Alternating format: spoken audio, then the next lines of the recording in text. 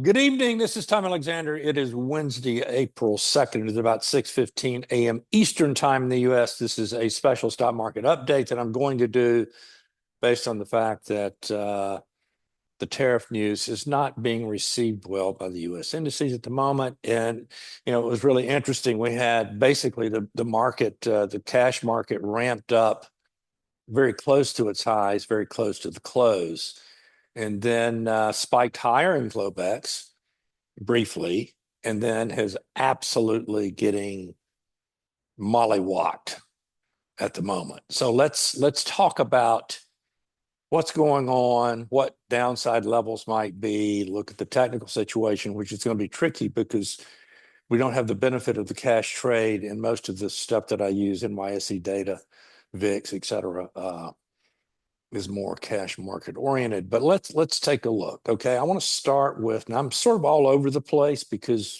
this is extemporaneous, right off the cuff, based on what's going on. Let me do this. Bear with me, please. Okay, so let's start here. Okay, I'm going to share this screen. I want to make sure I'm sharing what I think I'm sharing. Okay, this is the MES, micro futures. ES, same thing.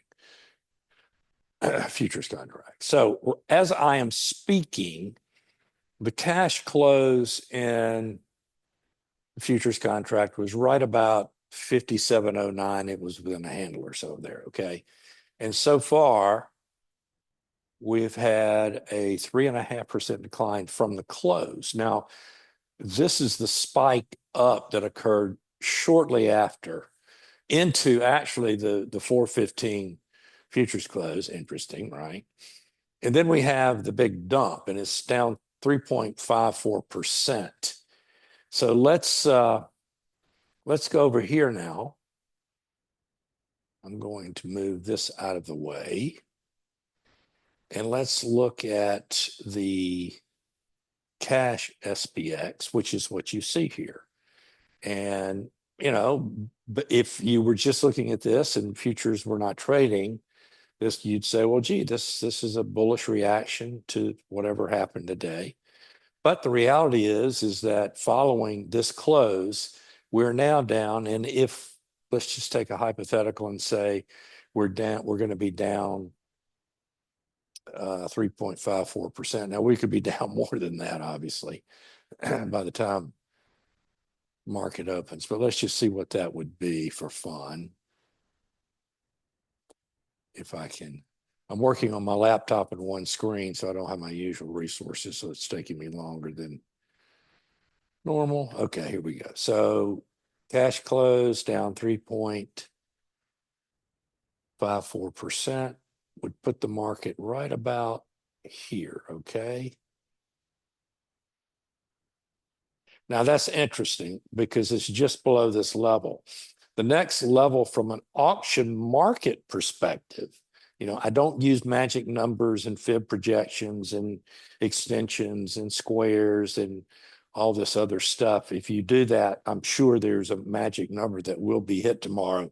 No one, you take 1,000 people and 3 of them will get it right, but whatever.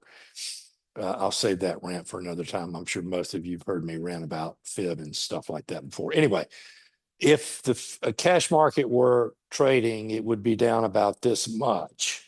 Now, this is a pretty big decline, but the next auction market level is this pivot low in September. If we were to reach that level tomorrow, we'd be down, 4.75%. That's a real big one-day drop. Now, let's do the same exercise for the NDX, shall we? So let me go over here, grab this again.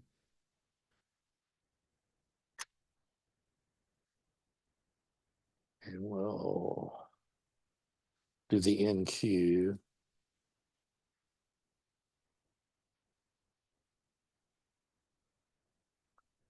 And let's just see here. Again, I'm doing this. This is what I would be doing for my own homework. I'm just doing it in real time with you guys. So this is the cash close, I think. Yeah, 4.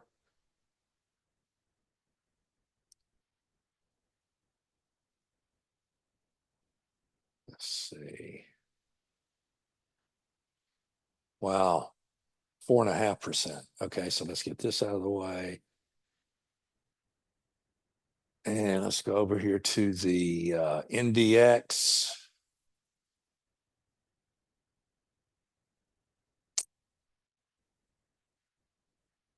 Four and a half percent from the cash close.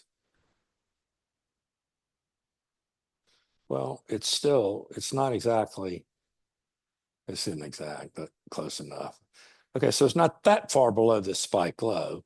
And the next level below there, from an auction market perspective, this is that early September low would be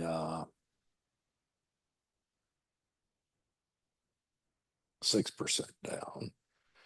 So the bottom line is we're going to test the March 31st. It looks like we're going to test the March 31st lows when the cash market opens. Now, we could be in the process of a short-term waterfall decline, semi-crash type of situation. If you've been following me in the weekly updates, and you can go to my website, I'm not going to waste your time, but it's alexandertrading.com. At the top on the title bar, there's weekly updates. It's free. You can see what I've been saying all along. If you've been following me all along, I have been pointing out that to this point in this decline, even though we were down 10% plus in the SPX and more than that in the NDX, we really have not seen signs of panic or desperation selling, capitulation type of activity by any measure that I use, specifically breadth or VIX. I use very simple things. So let's take a look at those two things now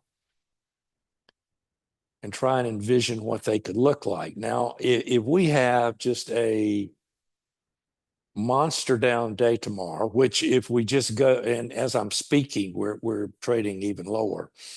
If we have sort of a semi-crash day tomorrow, you're going to finally probably get breadth down, have a closing negative 2,000 breadth day. Now, there's nothing particularly magical about that, except that it's been a long time since we've had a negative 2,000 breadth day. And you just don't see bear markets or declines like we've had. It's very rare to see a decline of this magnitude without a negative 2,000 breadth reading. Well, maybe we're finally going to get one. And if we do that, obviously the 10-day moving average of NYSE advancing issues, which is the red line you see here, and the green line is a 5-day moving average of advancing issues, they're going to roll over rather dramatically and test downside extremes. Much less if we get more than one wide range down day. But you can see on this chart, here's the next level. I put that, I highlighted that on the other chart that I just showed. And then below here, you're in an elevator shaft down to the spike low last August. Now, what would invalidate a bearish perspective? Well, what would invalidate a bearish perspective is if all four of the primary U.S. trading indices, the SPX, the NDX, the Dow, and the Russell all close above today's cash session highs. That would invalidate an immediate bearish outlook and it would be a signal of a barn burning rally. So I've been talking about seeing some sort of panic, either up or down. And for a while there, coming into the close, looked like the panic could be starting to the upside. Well, not so fast. Maybe it's going to be to the downside. Now, since I mentioned the Russell and the Dow, let's just take a look at those. And you can see here the futures contracts, the daily futures contracts. Let's go back to the cash indices. Here's the NDX. Let's take a look at the Dow. And let me go over here. Let's see how much the Dow futures are down.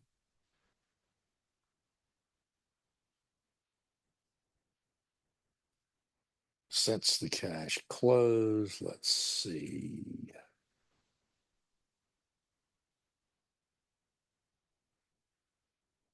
Well, they're only down about 2.3%, at least at the moment, which would put them from the cash close on the cash chart, 2.3%. Interesting. That would not even take out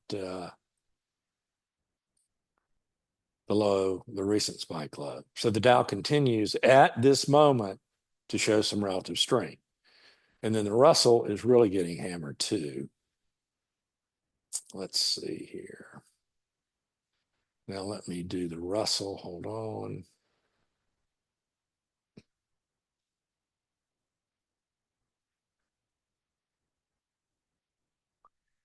And let's see. The Russell from the cash close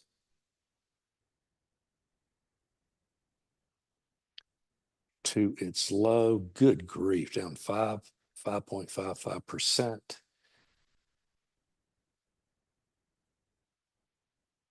That's a big move. That puts it in the upper extreme of the next key reference area to the downside here. So it's going to be an interesting evening.